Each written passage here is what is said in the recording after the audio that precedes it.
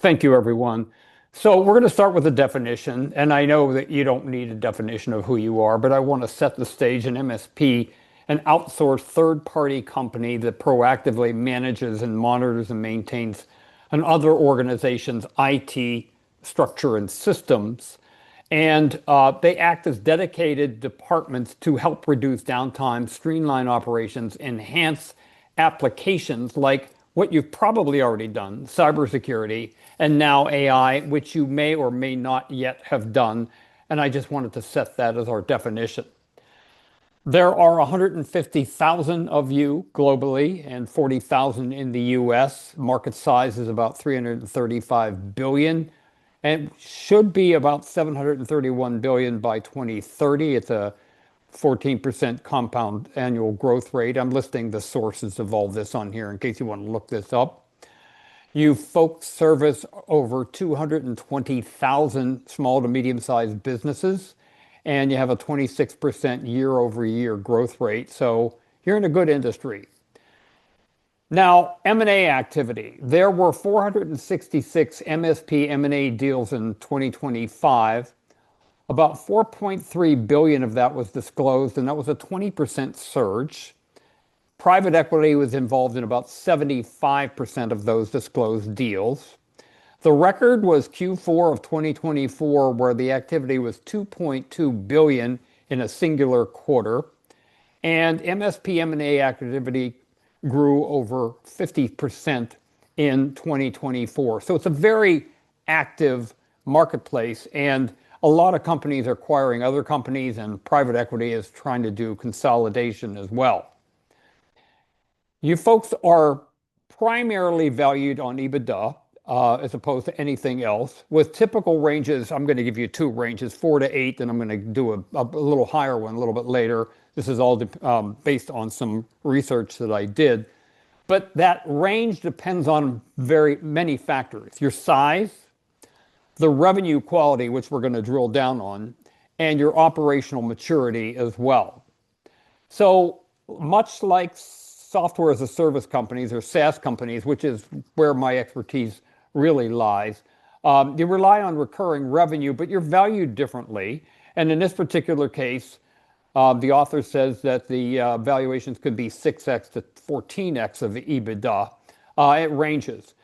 Now, you may not see those astronomical 20 to 30 time revenue multiples that sometimes are awarded to hypergrowth tech startups, but performing MSPs, especially those with strong application niche, can command very high purchase prices that begin to rival SaaS valuations.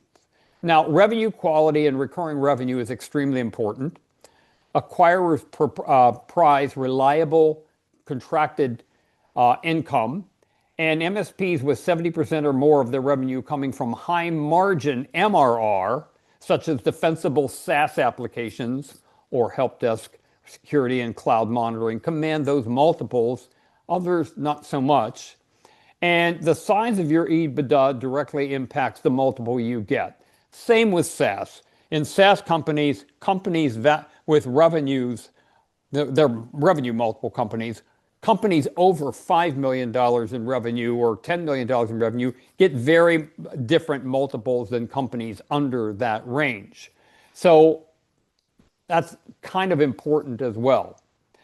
An important factor in your valuation is customer retention and churn, and top performing MSPs with high client retention rates, 90% or higher, sometimes even higher than that, are highly sought after, and long-term locked-in contracts and mission-critical applications further reduce the risk, because you don't want to be a commodity out there.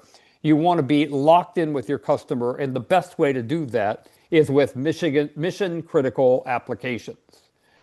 So this is from an article, CRN, and I have the link at the bottom if you want to. If you just click on this link, you can go directly to the article. But the person quoted says, organic growth is a key consideration when considering an acquisition. Having a reputation for high quality customers, high quality employees, good margins, good employees, good organic growth, low churn. Companies are going to command relative premiums where anyone who has flat growth or no organic growth, which we're going to talk about in just a second, or has struggled with a reputational point of view, they're not going to do quite as well. So you're an EBITDA multiple company for the most part. How do you improve your EBITDA? Well, the issues are pretty simple. Try to develop new, scalable, and recurring revenue sources. We're going to talk about AI being the classic example of that right now. Create a moat. I'm going to come back to this slide for a second. For those of you unfamiliar with a moat is a durable, sustainable, competitive advantage, and it's something that was popularized by Warren Buffett. It's protective barriers, just like a moat around a castle. Many other companies will call this defensible differentiation. It's a competitive advantage that you have with those mission-critical applications the competitors cannot easily match or replicate, or your customer does not want to switch. So you can have, you need to have SaaS kinds of high customer retention, focus on current market trends and need, be a leader, not a follower. Again, we're talking about AI, but you got to get out of your comfort zone. It's pretty important. So there's probably no one on the webinar that's not interested in profitably growing their revenue. And the key word in that is profitably. You don't want to add a dollar that costs a whole bunch of money to actually implement and support. So existing customer sales are much more profitable than attaining new logos. Existing customers are significantly more profitable. Studies show that selling to an existing customer has a very high success rate, 60 to 70%, as compared to just 5 to 20% for a brand new prospect. And certainly that's been my experience. Furthermore, existing customers spend a lot more. And most importantly, acquiring a new customer costs 5 to 25 times more than retaining or selling to an existing one. So the profitability is in taking your base of business and adding products and services and software application to that, as opposed to hunting for new logos. That's defined by net revenue retention. And net revenue retention, I'm going to give you an example in just a second. If you take all of your existing customers and their revenue, let's say on January 1st, whatever that happens to be, and then on December 31st, you take that same set of customers and you look at what their revenue is, their monthly revenue, etc. That's net revenue retention. So let me give you two examples. If your net revenue retention is only 90% and your revenue is $4 million a year, each year you lose 10% of that, or $400,000. Now, if your sales organization sells 400, you're a flat business. That's not great. And the higher your annual revenue, the harder it is to grow, because your net revenue retention from existing customers needs to be high. And if you're losing 10%, you need to sell 10% just to stay even. But if your net revenue retention is 110%, in other words, those customers are spending 10% more at the end of the year than they were at the beginning of the year, your revenue is $4 million. Each year you make $400,000 without doing anything, without adding any new logos, and your sales organization then sells that same $400,000. Now you grew by 20%. This is a very, very good business. So net revenue retention, or selling product to or offering product to existing customers, is critical. So again, add that net revenue retention with customers. You can add software solutions. You can become more like SaaS companies. And as you do that, you're going to get more like SaaS multiples. Keep that attrition rate low. Take a leadership position with new technologies and applications. And currently, there is nothing hotter than artificial intelligence. And then you can also add new logos through these new services, because companies are going to be attracted to you because they see that you are offering things that they want. So if you ask AI, should MSPs offer AI services? The answer is yes. They should offer AI services to remain competitive and transition from reactive support to strategic business. And it's AI as a service, or AAAS, and agentic AI tools allow you to deliver proactive, desirable solutions and boost your recurring revenue. Will significantly impact your revenue retention, net retained revenue, and improve your EBITDA and overall MSP valuation, because this is a low-cost way to add revenue to your applications. Now, as we go around, we talk, certain organizations say, listen, I'm a little afraid of AI, and my customers might be afraid of AI. Well, you have challenges. Many MSPs do not have AI application expertise. They may have used chat or something like that.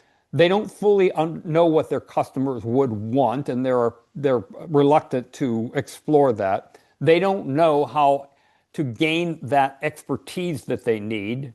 They don't know how to market AI services because they've never done it before, and they don't know how to sell AI services. And they don't even have AI solutions available, etc. So we understand the challenges.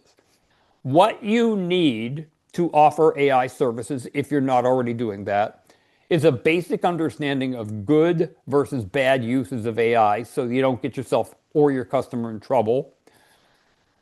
Marketing materials supplied to you for emails to customers, website content, webinars for customers, scripts for quarterly business reviews, and Camille's going to talk more about that in a second.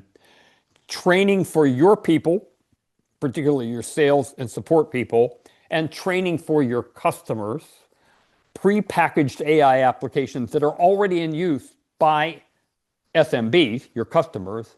The simple ability to develop custom AI applications for your customers, because they're going to want to do something that no one else has done. So you need something a lot more powerful than, say, chat capabilities that allows you to do those agentic applications, and then a really, really good business model.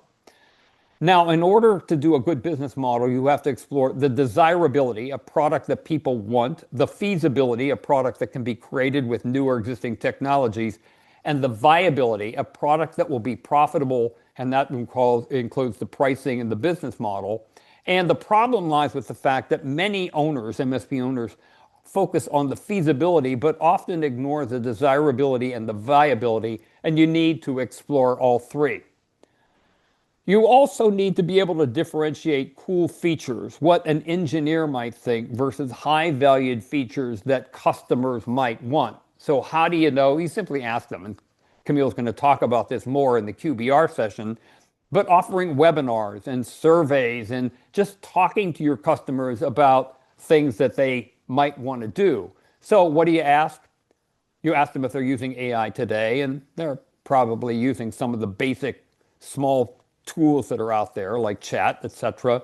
Which products and how? Are you aware of the difference between AI chat and a full AI agentic application?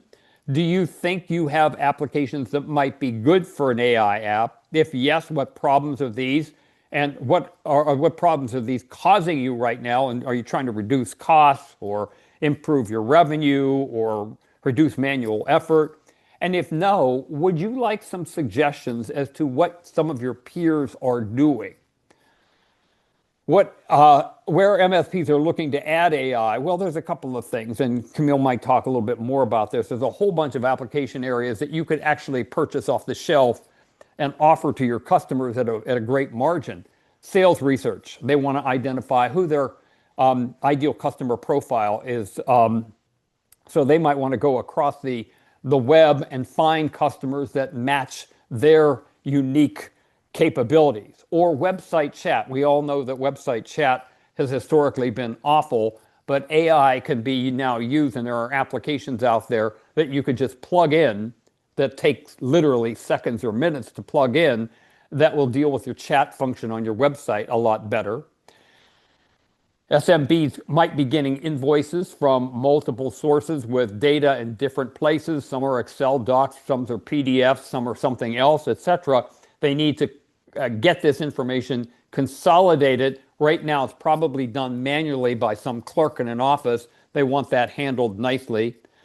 Contract or other document comparisons. Many legal firms say, when I get a contract, I want to compare this document to this document, or our standard documents, or our standard language in our documents, to see where the differences might be, and I don't want to do that using a clerk, etc. Or any place where they can increase their revenues, cut their expenses, eliminate manual effort, increase productivity, and save time.